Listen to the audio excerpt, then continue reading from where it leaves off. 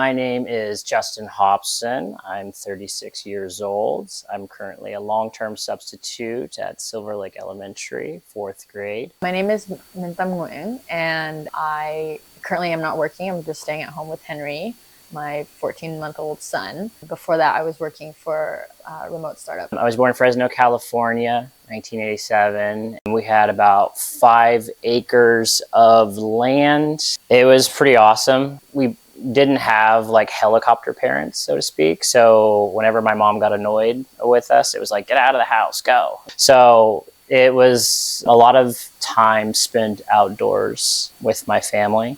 I was born in Vietnam, and I lived there until I was 7, and then I moved to the US. And in Vietnamese, especially in the city, it's a multi-generational house. So it's like 5 stories or whatever, and every family has a little room, or we just live very close to one another.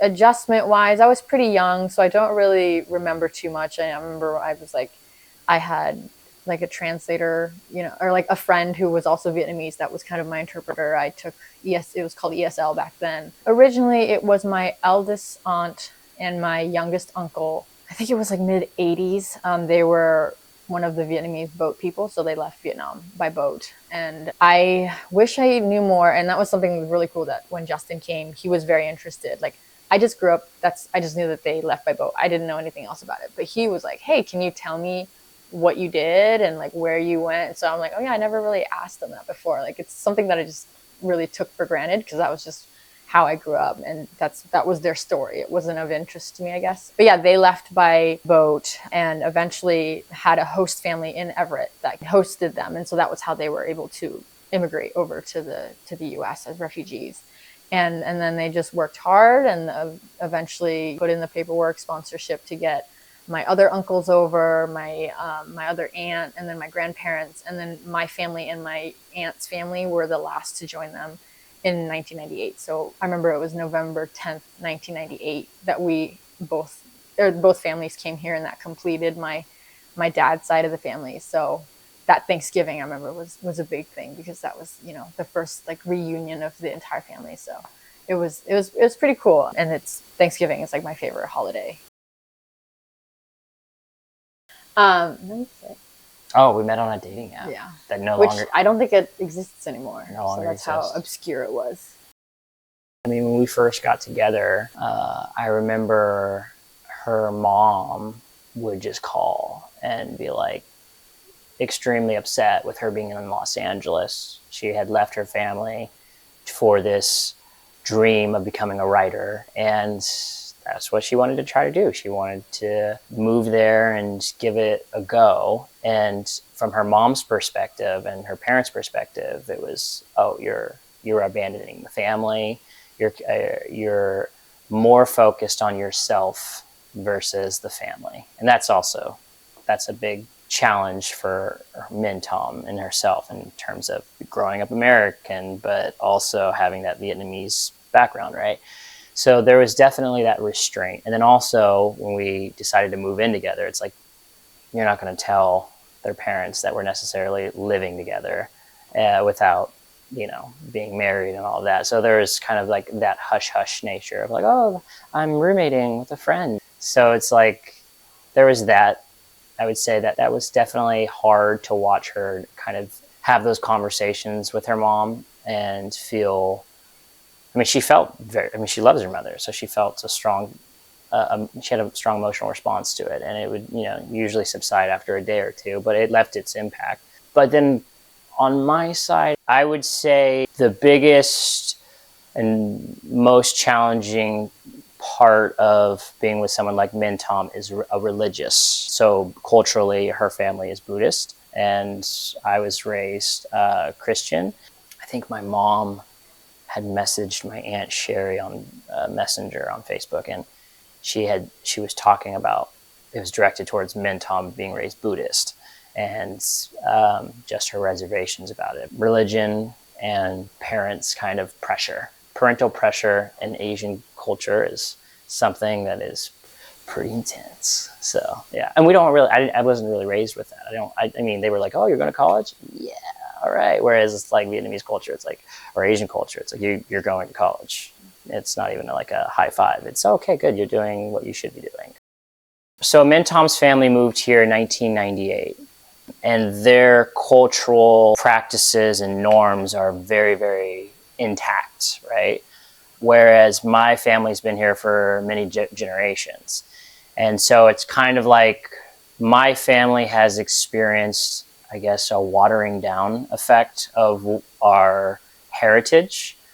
When my ancestors came here, my dad's sides was from Yugoslavia and Hungary, and I'm sure there was a whole bunch of practices that they had that were lost. The language is gone and whatnot. So what has been a special experience from my point of view is being able to see Min Tom's family and how fresh all of those practices are, how intact they are.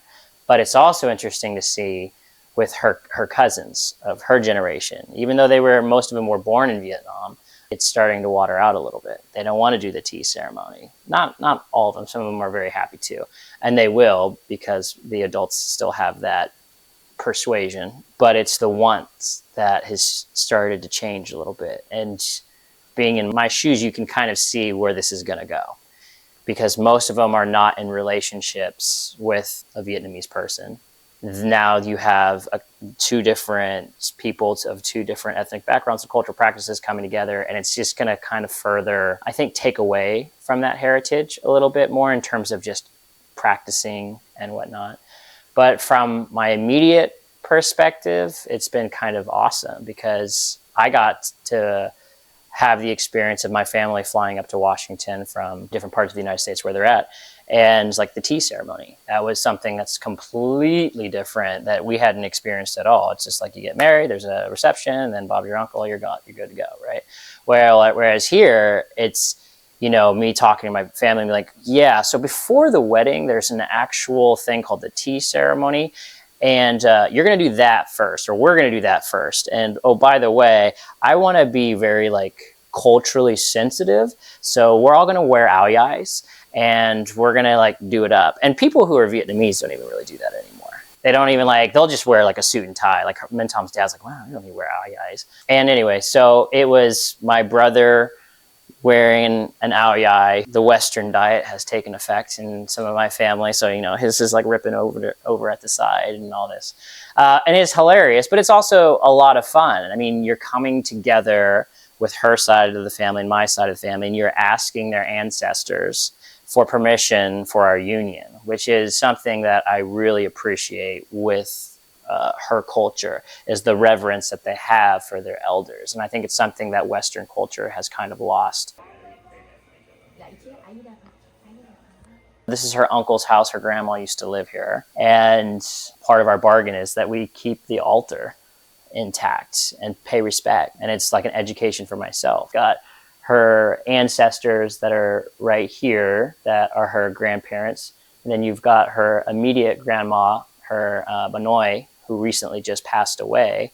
And so it's me learning that. I'm like, well, why is her altar lower than the rest of the family altar? Oh, it's because she has to graduate after a year of having her own altar, and then she gets to join the rest of the family. So it's just like little things like that where you're like, okay. And then every time she lights incense, we have this altar, and this altar. I'm like, wow, why so many altars? Where are we paying attention to, you know? And she's like, well, it's basically like who's the eldest, right? And Buddha is the elder. So you go to Buddha and you give him the incense and prayer first.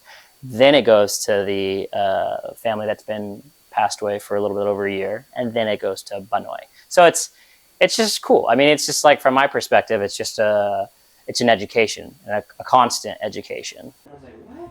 And I come over and the snail's right here, the shell's right here. I mean, we're pretty good at keeping traditions. I think my favorite and the biggest that we do is Lunar New Year. We were lucky that everyone lived close. The adults made it a goal and a priority and a value to during Lunar New Year to come over here, actually, to my grandparents' house and wish them a Happy New Year. And we would all dress up in our traditional ao dai gowns and go around and wishing the elders. And then we get, you know, the little red envelopes in return. So that was always a big tradition that we made sure to always keep. And it was something of pride, to be able to show your friends that, hey, this is what my family does every year. And same thing with my Vietnamese friends, because they know of the tradition, but they aren't fortunate enough to have their family, and they weren't fortunate to really incorporate that into their life. So seeing that and seeing, the pride that I have for that is really cool for them too. And I'm very also lucky that, Justin really embraces that. Like, I think I told him, like, hey, when we first started dating, I was like, Vietnamese women don't change their last names when we marry. And he's like, oh, that's really cool. And like, totally, yeah, that's not my choice to make. If you want to change it, cool. If you don't, cool. And I don't think like his family still refer to me as Mrs. Hobson, and I don't really mind, but I think it's really cool that he was very receptive to that. And it was just like something that I never even like had to battle with, like, oh, do I change the Hobson? Do I not? But personally, like growing up, I was like, Mom, why can't you just have my same last name? Everyone thinks you're my stepmom because you have this different last name. So back then, I was kind of mad at my mom for having a different last name. But this one, I'm like, I'm, more than ready to tell Henry, like, hey, this is because in my culture, we don't do that. And luckily, it's not too uncommon nowadays, but I want him to understand why that is, and to not see it as a hindrance in his life in any way. And for us, it's taking Henry and really investing all of that time and him learning both sides, the Buddhist, the maybe a little more puritanical, him learning Vietnamese, but also embracing maybe something other than both our cultural identities. Spanish. I mean, we live in a Spanish speaking, heavily dominated area, being in the western side of the United States. I want to find more ways to do it as he gets older and can comprehend a bit more. Here, it's just like little things. Like when I say something, I'll try to say it in Vietnamese as well. Like a color, if this is red, this is also màu đỏ, to kind of just expose him to that. And for me as well, to try to expose him to both. So, and then of course, including him in everything that taking him to the temple when my family goes, the stuff like that. And every day when I change out the tea and I light the incense, he sees me doing that. And I think that's very much kind of involving, he'll mimic and he'll kind of do the bowing gesture, and I'll praise him for like, oh, good job. Like, so he kind of gets that positive reinforcement of like, oh, what I'm doing isn't bad. And when he's older, we'll explain why that happens. And then like maybe he'll go to Vietnamese language school when he's a little bit older. I had to do that as well, even though that was my first language. By the time I got to high school, I wasn't as fluent. So it was cool to kind of go to class and learn that. So yeah, just finding opportunities and being open to those opportunities of including him and exposing him. Hopefully we'll be able to take him to Vietnam one day to meet, his other side of the family and stuff like that. To being open, I think, is the best thing you can be in terms of exposing him to his other side. In terms of his identity when he's older, I'm not sure exactly what that looks like or how we can support that. I'm very kind of anxious, and so I'll think about that stuff, but I really don't have an answer to it until we get there. But I just want him to be curious and inquisitive, and I want him to be like proud that he's almost 50% Vietnamese and then a bunch of other percentages of other things. But like, I want him to grow up with the pride that maybe I didn't have. And I think it's a little easier. I felt like I had such a pressure to be like my, Caucasian friends and surround myself with like Caucasian friends and stuff. And I think that obviously has impact on my life decisions and stuff like that, and my life exposure. But I think if we kind of create the opportunities for him and celebrate and not feel like he has to be a certain person or do things a certain way, I think hopefully that kind of freedom and just the inherent fact that he's a little bit of both and he's, is exposed to both. It'll just be like, yeah, that's who I am kind of thing. So I just want him to be open as possible and just to not just accept it, but like celebrate it, because I think it's an advantage for any person to have. That would be awesome if people saw our relationship and saw that we embraced both sides of our cultural identity. And maybe people, it's something that is amazing. It's awesome. You're celebrating those differences. And all the things that make this country great in terms of accepting differences and whatnot. I mean, that's what it is. I mean, if we were to take our relationship back to 1945, it would be a whole nother story, and that's not very long ago. So we're just benefiting off of the steps that other people have endure a much harder time too. There's just, I guess, if there's a want for anyone who's looking at our relationship, it's just to be able to, you maybe have that observation of like, dang, that's pretty cool. Like their life is so much more colorful because they're accepting and trying to preserve both sides of their identity. Maybe what I would have wanted to see when I was younger and thinking, like, oh, am I ever going to get married one day? You know, that kind of stuff. It's like, I just want it to be known that it's like possible to be both. Like, I think growing up, there was definitely a pressure to assimilate. And I know I was the kid that was ashamed of their lunch because it was smelled different than everyone else's and looked different than everyone else's, like sandwiches or whatever. And so I wish I would have told myself, like, hey, like, who cares? You know, like when you're older, like that doesn't have any sort of relevance. Like, and I love Vietnamese food. It wasn't like I was, you know, I hated the food and my mom made me eat that, but like I loved it. I was just ashamed to eat it. So I just want people to recognize that like it's beautiful being different, I guess. Like you don't have to be the same, and the pressure to be the same is, I think, less than it was before. So I just hope, I guess, Henry realizes that like we definitely make it a very conscious decision to go over to grandparents every day and tell them to only speak Vietnamese to him. And my mom only cooks Vietnamese food and we feed him that Vietnamese food. And so like I want him to grow knowing it's possible to be both, even though I'm not as fluent in Vietnamese as I used to be. And it actually kind of makes me sad to know that he won't be able to speak as good Vietnamese as I did growing up, because my family made it a goal and a directive. Like if you're talking to us at home, it's Vietnamese.